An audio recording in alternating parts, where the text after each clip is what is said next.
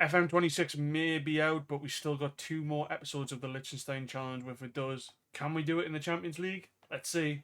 Roll that title.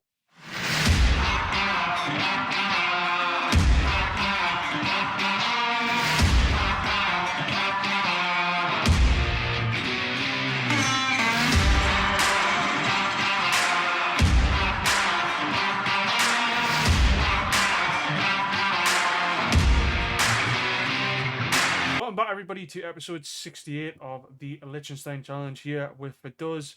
Apologies, it's been a bit of a long wait with regards to this episode coming out. Just a lot of things going on, and yeah, I haven't really had much time for FM on YouTube. I've mainly been doing a lot of the vlog stuff on my other channel. If you are interested, I always stick that in the description. Anyway, we're back with Vaduz, and we are halfway through season 2040 here at the moment, 2039, 2040.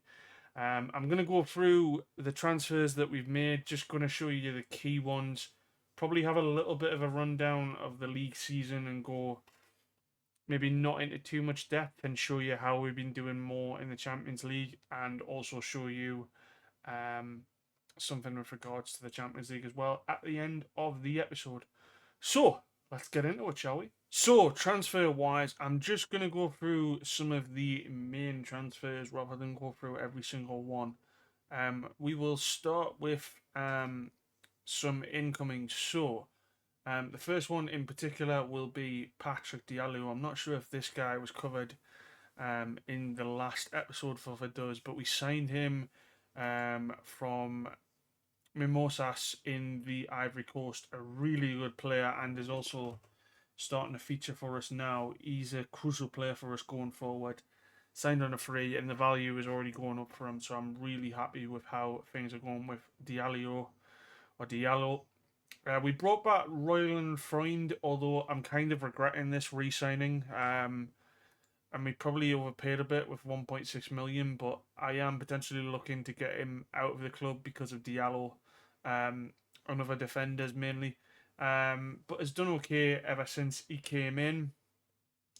The major signings that we have made, though, Ethan Manzuri, been playing him as a striker slash advanced playmaker. He's a perfectionist, and we signed him from Dunfermline for £6 million. We probably overpaid a little bit, but for 21, and we needed a new forward, because I'm going to go through why that was the case in a moment. But it was well worth the price, and to be honest, looking at how he's done this season, 5 goals, 2 assists, so he's been alright for what we need, and I believe as well he doesn't have Liechtenstein nationality, which is another reason why we signed him.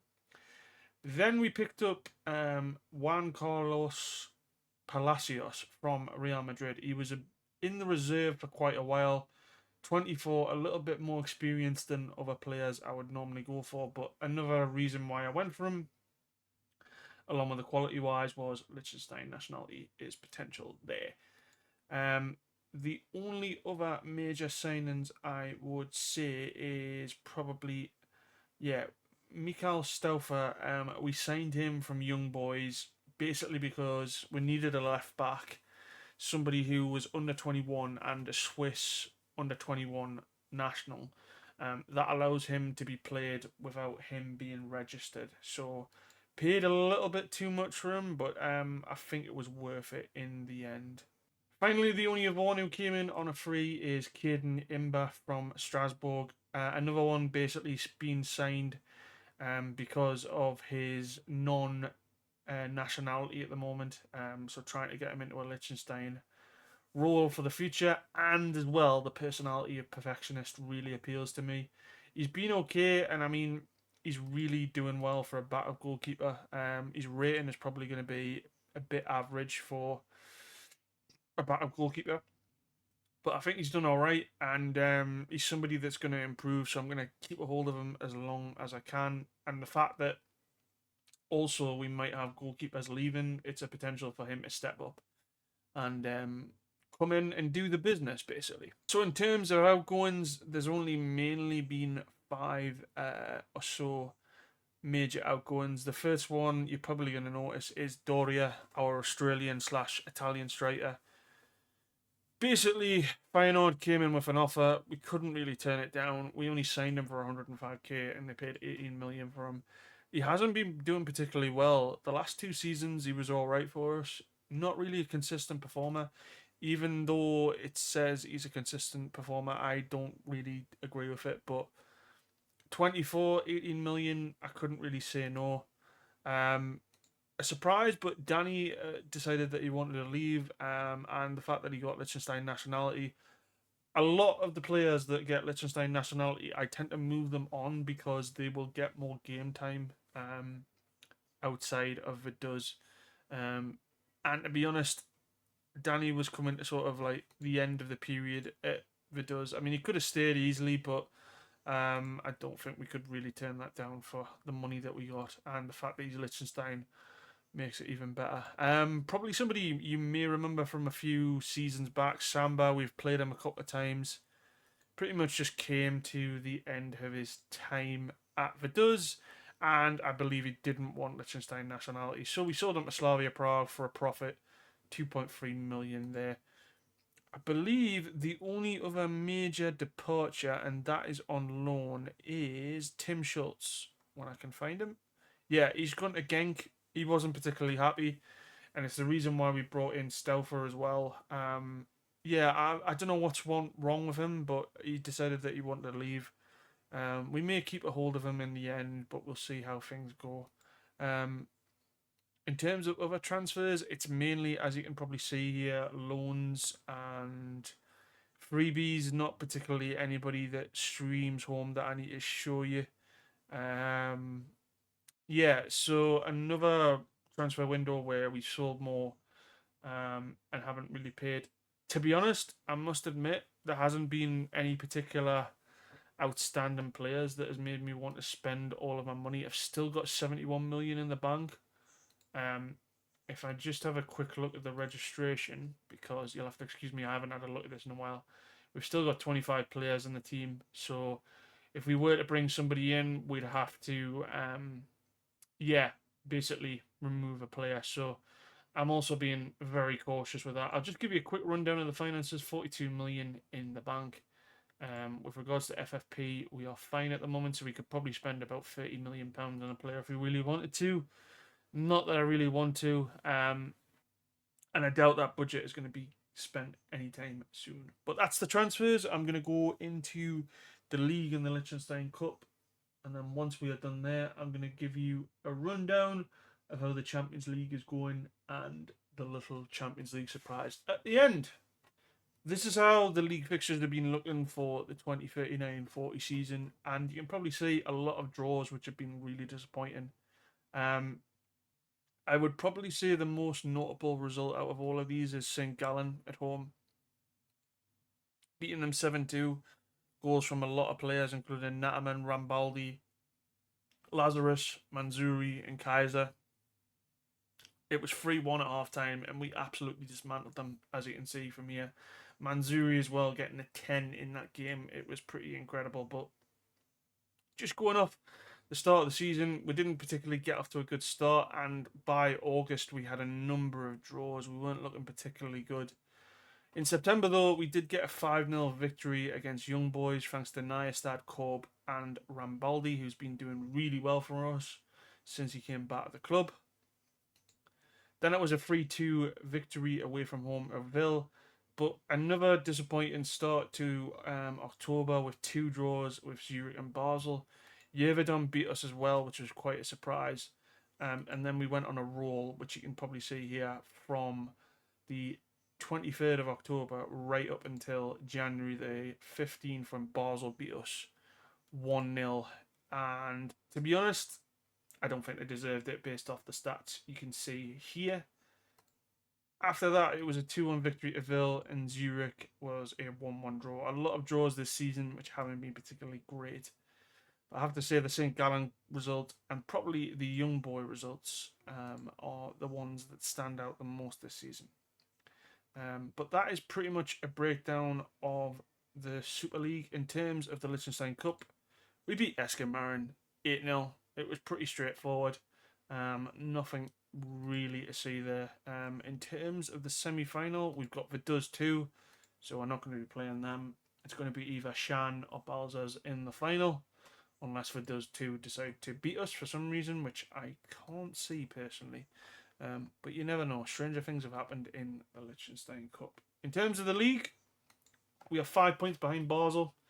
Like I say, draws seem to be the problem. The only defeats have been to Yerevan twice, Luzern and Basel. Basel have lost to Zurich, Yerevan, and Aru. But as I say, draws seem to be letting me down. But the thing is, we're only 5 points off Basel. Young boys seem to have a bit of a resurgence, which is not particularly nice, but it is what it is. There's nobody I would say that is a real big surprise there. Let me just quickly show you the Challenge League so we can have a look as well. So it's Jamax and Lausanne in the top half, but Grasshoppers are having an awful time right now. And to be honest, they've been in a bit of a slide recently. A lot of bad times for one of the biggest clubs in Switzerland. And there is potential that they could go down this season, which would be crazy to see Grasshoppers in the third tier, a non-playable team. So very interesting. But in terms of the league, we are still chasing Basel. I don't believe Basel have the Europa League to contend with. No, they don't. If I'm not mistaken, and I will just double check this from last season. So Luzern, so Basel, yeah, we're out of it. So Luzern, I don't think are in the Europa League phase. I don't think they made it past, but they at least made it through. Zurich, on the other hand, yeah, Zurich didn't make it past, which is a bit disappointing. I say it's a bit disappointing, but it's just with regards to Switzerland, so I'm just keeping an eye on things. And Aru also didn't make it past the qualifying stages. So ourselves and Luzern, I think, or maybe Zurich. Sorry, I've literally just watched this. Yeah, it looks like ourselves are holding the mantle going forward with regards to Liechtenstein and Switzerland this year. So Basel and Young Boys have got the benefit of only playing the league and the domestic stage because, as you can see, last year they finished outside the championship group. So that's going to be a problem for us, but we're still going to give it a go. Like I say, none of our major players in the goals, player of the matches, clean sheets, and yellow cards. Palacios, Simon Beale, and Palacios doing well. In terms of the competition reputation, I'll just show you this now. Where is Switzerland? So we're 23rd. It's gone down a bit behind the Czech Republic, or Czechia, sorry, Sweden, Romania, and Ukraine. We're just above Norway, so not particularly great for the Swiss league, but it is what it is, and we are certainly going to keep fighting for that first place finish. In terms of the Champions League, we got a crazy draw. I have to say, games against Arsenal, Galatasaray, Rennes, Real Madrid, Bayer Leverkusen, Copenhagen, Sevilla, and Bayern. So it was not going to be an easy one for us, but there will be some surprises along the way. In terms of the youth intake, it's a pretty poor intake, I have to say, with the only major people being wing backs, below average intake, which is a little bit disappointing, especially since we signed our new head of youth development. But yeah, a poor one from George Leon. Maybe if I had another season out of this, I might be looking at somebody else. But it's something I don't really understand with the club being a excellent academy coaching and good youth recruitment. So I don't know why it's particularly poor. Maybe it's down to the Liechtenstein national team or Liechtenstein as a whole. But yeah, another poor one from us. But we continue to buy youngsters that are not Liechtenstein nationals and try and hope that they one day become Liechtenstein nationals. So it is what it is. But it's not the worst news in the world. Champions League wise, so we started off with a 2-2 draw away from home against Arsenal. We nearly won this game if it wasn't for Kovacevic. Arsenal also missed a penalty in this game, and it gave me a lot of confidence going into the next match against Galatasaray. And I was absolutely delighted by this, as in the 52nd minute, Simon Beale secured our first ever win in the Champions League. A great assist from Francisco Javier there. And as you can see from the stats, we thoroughly deserved this. But it was a massive, momentous moment for us. And the wins did not stop there. We entertained Rennes or Rons, and Tobias Kroos put them 1-0 up. Don't know if he's got any relation to Tony Kroos. Anyway, in the 59th minute, Melone scoring a goal for us to make it 1-1. And then in the 71st minute, David Luiz with an absolute screamer to make it 2-1 and another victory against a big side in the Champions League. And a momentous occasion against Real Madrid. We beat them 2-0 at home. David Luiz getting a bit of a deflection there. But we were in dreamland. And then in the 67th minute, Kaiser does something magical. Beats the defender, and it's game over for Real Madrid. Yes, we did beat Real Madrid, and they also didn't have a shot on target. Explain to me that. An incredible match for us, though. It didn't end there, though. By Leverkusen, we got a really good goal from Lazarus in the first half there, as you can see. And then in the second half, David Luiz plays in a ball for Kaiser. Leverkusen did get a consolation, though. A ball from the right-hand side here. Forward plays it in Almeida. And as you can see, Rashik makes it 2-1. We squeezed this over the line, and we really needed the win, though. Then in Copenhagen, we secured another 2-0 victory. First goal again from Nyestad. He's been scoring really well for us this season. And then in the second half, it was the usual David Luiz playing it into Kaiser. They are performing very well together. And as you can see from the stats, we deserve this massively.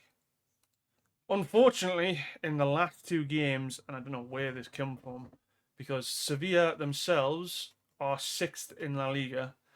So if somebody can explain to me why that is the case, but yeah, they absolutely thrashed us 6-0. It was 5-0 in the first half.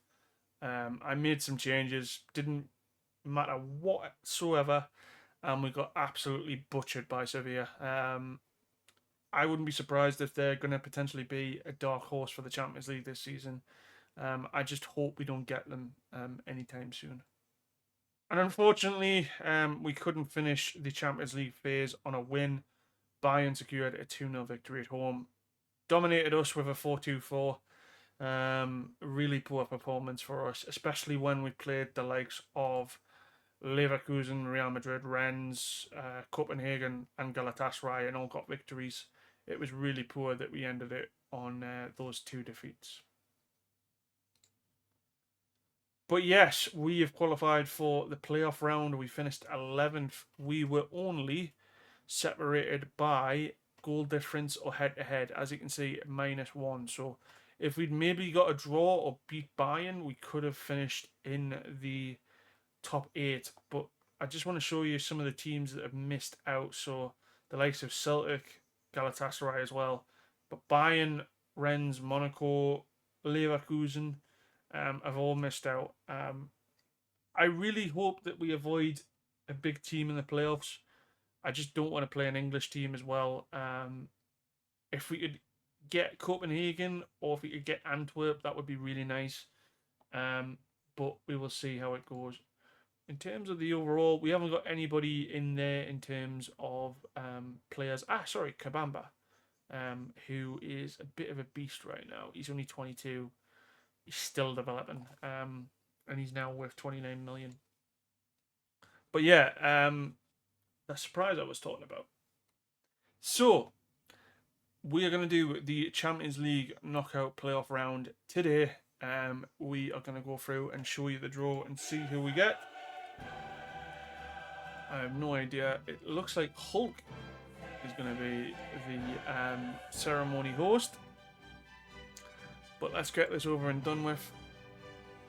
I was hoping we weren't going to get drawn out first, but Roma or Ajax would have been a really nice draw. We didn't get Antwerp, which is the disappointment. Inter. We've got Inter Milan, which is not a very nice team to play against. We will have a look at Inter in a moment. We're going to draw the remaining teams. So Newcastle are going to play at Nice, which is nice. Copenhagen get Atletico Madrid. So Roma versus Ajax, Porto versus Antwerp, ourselves against Inter, Lyon versus Leipzig, Sevilla versus Dortmund, which will be a cracking game, I reckon. Benfica versus Real Madrid, Newcastle versus Nice, and Copenhagen versus Atletico. Inter, I believe, have won the competition a few times since I last saw it. So 2039. So they won it last year.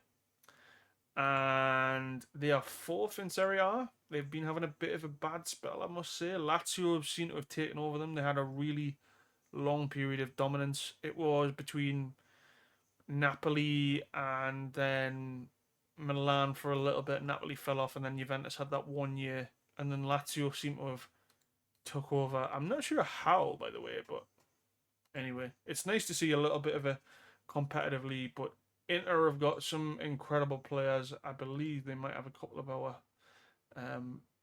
old players as well. They've got Yamal as well, so this is not going to be a very easy match to play against. Looking at some of the players now, yeah, I'm not happy. I'm not happy at all, but it's something we've got to contend with. It is what it is. My goodness, that man is very scary for 6'5". Yeah, it's going to be a tough game, but we'll see how it goes. I want to say we're going into it in good form, but let's have a look at how we are doing. So, yeah, we've got Yeovil next, and then it's Inter, Servette, and then it's Inter. So it might be a quick one for the next episode, but that's how it is, you know. So, we'll see how we get on, and obviously we will update you when we get to the next episode. That's how things are going with Vaduz. I will obviously keep you updated how things are going with Liechtenstein in the next episode if there are any updates with the national team. But Inter in the Champions League knockout round, so it's not going to be an easy one, but we will give it our best shot. Like I say, I'm probably going to do one more video, and then that will be our FM24 adventure over on the channel. Going forward with FM26, if you haven't seen my update video, what I will be doing is probably doing season updates from my Twitch stream, which you can probably find in the description below. So if you are interested in that, let me know. If I do decide to do my own save, I will obviously update you on the channel as well. But I just think going forward with regards to FM saves and FM YouTube saves, this is probably the right way to go for me at the moment. But if you have enjoyed the video, don't forget to give it a like and subscribe to the channel if you're new. Until the next one, take it easy, stay safe. Bye everybody.